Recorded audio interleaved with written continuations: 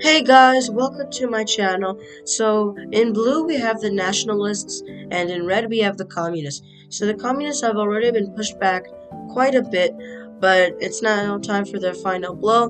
So, the nationalists continue to push the communists out of their land, and eventually the communists, all they have is really like Shanghai and a couple of rural cities and stuff like that. And eventually the communists are forced to surrender, and an attempt by the communists is made to flee to Taiwan, but that fails because they had troops there.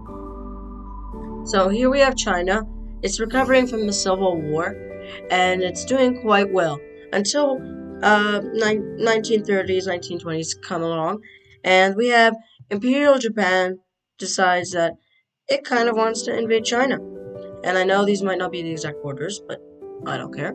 So that's what happens. But this is a more prepared China, not in a civil war. So Japanese troops enter from Korea, and they push into Manchuria, and they take quite a bit of land from China, but not as much as they would have in the Civil War. But the Chinese military eventually comes, and they push the Japanese out a little bit, and it becomes kind of a deadlock here, where the Japanese send more troops, and this results in a spearhead to kind of come, or a bulge, if you will, and they take quite a bit of the coast as well, and their main goal is to capture the capital of China at the time, which I know isn't Beijing, but I forgot the name of it. But yeah, so the Japanese are able to push more and more into China as the troops are not well equipped and there's not as much as them, but they're eventually stopped.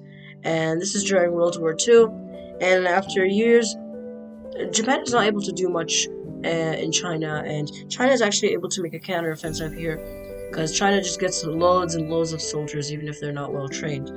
And eventually, America defeats Japan, and Japan kind of just surrenders to the Chinese. So let's look at this peace treaty. Here is the peace treaty.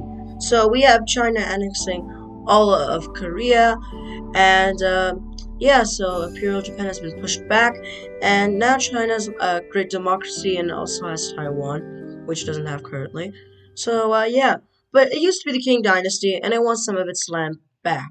So it decides to invade Mongolia. So it does just that.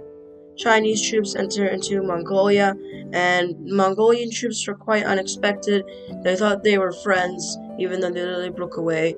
But yeah, so the Mongols are quite sad, and they try to mount a defense, but they can't because China has had more time to increase its military strength than it has in this reality, and now China is much more powerful.